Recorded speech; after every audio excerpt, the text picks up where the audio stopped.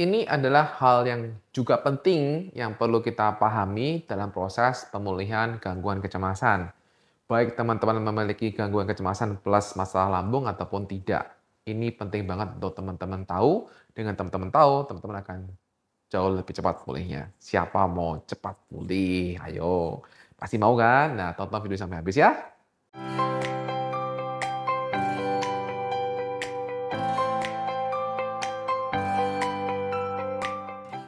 Salah satu masalah yang sering dihadapi oleh kita yang mengalami gangguan kecemasan, yaitu adalah ketidakpercayaan diri bahwa saya baik-baik saja. Ketidakpercayaan diri bahwa saya aman-aman saja dengan apa yang saya alami. Itu adalah hal yang biasanya menantang sekali. Jadi mungkin Anda sudah tahu, sudah ke dokter, sudah kemanapun dikatakan sehat, tapi ketika ada sensasi muncul, entah itu pusing, entah itu jantung berdebar, entah itu keringat dingin, entah apapun, masih belum bisa percaya bahwa itu adalah benar-benar aman. Ya kan? Nah, jadi hal yang krusial yang tidak kalah penting untuk kita beresin adalah belief kita. Belief itu adalah pikiran yang kita ulang-ulang. Ingat, belief itu adalah pikiran yang kita ulang-ulang. Nah, jadi teman-teman, ketika teman-teman sudah mengalami kecemasan, gangguan kecemasan, ketakutan-ketakutan, itu kan akan ada banyak emosi-emosi yang hadir. Yang secara umum hampir sama kalau orang-orang yang memiliki gangguan kecemasan, yaitu takut mati, kemudian takut sakit, ya kan? Takut gila, takut pingsan, takut jatuh, dan takut-takut lainnya. Tapi kebanyakan sih 5 ini. Bisa di luar itu juga ada banyak. Karena bisa dipreteli satu-satu. Takut kesehatan tuh bisa takut nanti stroke, takut nanti kemudian bisa tumor atau yang lain-lain. Itu bisa melebar lagi. Ya. Nah, rasa takut ini itu kan karena kita ada rasa nggak nyaman. Jadi di masa lalu kita pernah ngalami tiba-tiba rasa yang nggak nyaman. Entah itu jantung berdebar tiba-tiba tanpa sebab, entah itu kemudian mual, lemes, muntah, atau kemudian pusing, 7 keliling, atau apapun yang sangat dahsyat, yang membuat kita berpikir seakan mau mati, seakan mau pingsan, dan seakan itu benar-benar hari terakhir kita, ya kan? Jadi kemudian kita di situ sangat panik, dan kemudian kita ke IGD biasanya. Dan ke IGD, ya seperti biasalah, teman-teman dikasih obat asam lambung biasanya. Nah, jadi kejadian itu membuat kita kan jadinya selalu terbayang. Terbayang, terbayang. Nanti kalau gitu gimana? Nanti kalau kayak gitu gimana? Nah, ini kan pikiran kita ulang-ulang. Nanti kalau begitu-gitu gimana? Nah, kemudian biasanya setelah ada kejadian pertama, entah kemudian selang 1 bulan, entah kemudian selang 1 minggu, entah selang berapa waktu, kemudian biasanya muncul lagi. Tiba-tiba ngalami lagi. Kalau Anda nggak ngalami lagi, udah selesai sebenarnya. Udah aman. Tapi ini ngalami lagi. Nah, beberapa kejadian berturut-turut itu yang kemudian membuat kita jadinya ketakutan akan sensasi. Jadi, takut sama sensasi itu semakin besar. Dan semakin takut sama sensasi, Anda semakin akhirnya semakin cemas, semakin khawatir, semakin gelisah, semakin perutnya bermasalah. Jadi teman-teman, yang perlu kita perhatikan adanya keyakinan bahwa sensasi itu tidak aman. Keyakinan bahwa sensasi itu akan membuat saya begini dan begini. Dokter sudah mengatakan semuanya baik-baik saja. Psikolog juga sudah mengatakan demikian. Dan semua orang-orang sudah mengatakan demikian. Tapi kita memang susah percaya. Karena sensasinya bisa gemetar, tiba-tiba, kemudian kita ngomongnya jadi belibet-belibet, jadi kayak nggak teratur ngomongnya, jadi kayak ya kurang lancar gitu kan. Kemudian kita jadi nggak fokus, banyak kabut di kepala kita, brain fog gitu. Itu membuat kita jadi semakin mikirnya aneh-aneh. Ya, nah, jadi teman-teman, yang saya mau katakan di sini adalah it's okay not to be okay. Jadi saya tawarkan sekarang pada teman-teman adalah bagaimana jika teman-teman untuk menanyakan, bagaimana jika saya percaya bahwa saya baik-baik saja walaupun ada sensasi? Gitu loh teman-teman. Ini yang saya tawarkan ya. Silahkan dicoba. Bagaimana jika saya percaya bahwa saya aman walaupun sensasi ini tidak nyaman? Bagaimana jika saya percaya saya aman walaupun sensasi ini sangat benar-benar wow? Aman ini sekali lagi bahwa Anda itu nggak akan mati dan seterusnya, stroke dan sebagainya itu tidak gitu loh.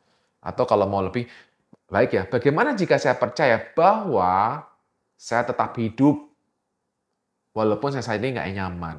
Bagaimana jika saya percaya bahwa saya tetap sehat walaupun rasa ini tidak nyaman? Nah, itu juga boleh. Nah, ini membantumu untuk kamu bisa membuat yang saya bilang di awal, it's okay not to be okay. Ya, karena kan sekali lagi, itu belief, itu mindset teman-teman. Kalau saya nggak enak, itu berarti berbahaya. Kalau nggak enak, berarti itu ada sesuatu. Ini tidak berlaku teman-teman untuk kalau teman-teman mengalami gangguan kecemasan plus masalah lambung. GERD tambah cemas juga sama, itu juga nggak apa-apa, walaupun sensasinya nggak enak banget. Nah, karena sensasi nggak enak, nyaman, nggak enak banget itu yang kemudian membuat kita jadinya kadang-kadang pengen teriak, pengen berontak, kemudian, kata gitu kan, nangis dan sebagainya. Normal, wajar, silahkan teriak, silahkan nangis. Dan sekali lagi, tetap percaya itu aman. Dan kemudian emosi-emosi yang lain teman-teman, emosi takut mati lah, emosi takut sakit lah, emosi takut apapun sebenarnya, dalam pengalaman saya pribadi sebagai terapis, ya, itu biasanya bisa beres ketika kita beresin emosi masa lalunya yang membuat dia takut itu, dan juga benerin persepsi dia bahwa sensasi ini artinya adalah mati. Sensasi ini akan mati, sensasi ini akan begini. Begitu ini emosinya di masa lalu beres, dan kemudian juga persepsinya di sini juga beres, takut matinya nol. Gitu. Itu kalau dari sisi saya, dari sisi terapis. Nah, jadi teman-teman bisa juga lakukan itu untuk takut sakit juga bisa beresin sebenarnya dengan cara yang sama, beresin emosi masa lalunya yang membuat Anda takut sakit banget dan kemudian juga belief teman-teman itu juga diberesin juga. Ya, tentunya juga kalau ada masalah-masalah stres atau masalah-masalah trauma di masa lalu, itu juga tentunya perlu dibereskan. Itu karena itu juga penting dibereskan teman-teman, ya. Nah, kalau teman-teman belum bisa atau teman belum tahu bagaimana caranya gitu ya untuk beresin masa lalu kemudian membereskan ini, maka teman-teman bisa gunakan dengan cara teman-teman melakukan exposure therapy. Exposure therapy itu adalah cara di mana teman-teman memapar exposure terapi adalah suatu cara di mana Anda memaparkan diri Anda dengan secara bertahap pada apa yang Anda takutin. Nah, gitu. Itu namanya exposure terapi. Ya, dengan teman-teman melakukan exposure terapi bertahap untuk memaparkan di teman-teman pada sesuatu yang teman-teman takuti secara bertahap, itu akan membantu teman-teman jauh lebih baik. Tantangannya memang adalah ketika kita melakukan exposure terapi adalah sensasi itu kemungkinan besar hadir. Dan kalau sensasi itu kemungkinan besar hadir ya nggak apa-apa. Pakai jurus yang tadi ketama. Bagaimana tadi ya? Nah, itu dipakai. Atau pakai jurus-jurus yang lain yang sudah saya bahas di video-video saya sebelumnya sudah banyak ya, teman-teman. Nah, itu teman-teman yang perlu teman-teman pahami di sini. Semoga teman-teman bisa lebih paham. Dan kalau teman-teman mau lebih baik, teman-teman juga bisa kontak saya untuk melakukan terapi bersama dengan saya online ataupun offline. Dan inilah testimoninya. Perkenalkan, nama saya Agung. Saya sebelumnya pernah merasakan takut mati, terus sensasi yang istilahnya 1001 macam sensasi. Setelah melakukan terapi dengan Pak Jimmy, setelah 3 sesi, alhamdulillah semuanya sudah kembali normal, sudah tidak takut mati lagi, sudah tidak berpikiran yang negatif-negatif lagi, sudah istilahnya sudah kalau seumpama pikiran negatifnya datang, itu saya sudah bisa menepisnya, terus sudah tidak istilahnya tidak terbawa dengan emosi negatif, sedang apa namanya, yang paling banyak itu sekarang energi-energi positif, pikiran yang selalu positif.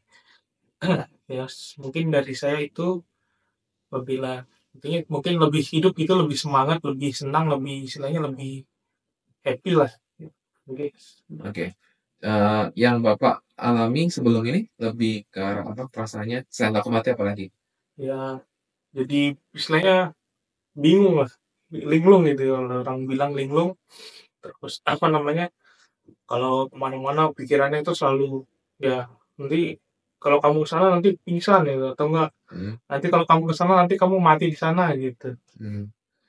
Oke, itu yang sebelumnya kan? Iya yang sebelumnya. Setelah itu sekarang udah Kalau sekarang kemana-mana sudah istilahnya sudah nyaman, udah mau kemana pun ya istilahnya udah enak lah gitu.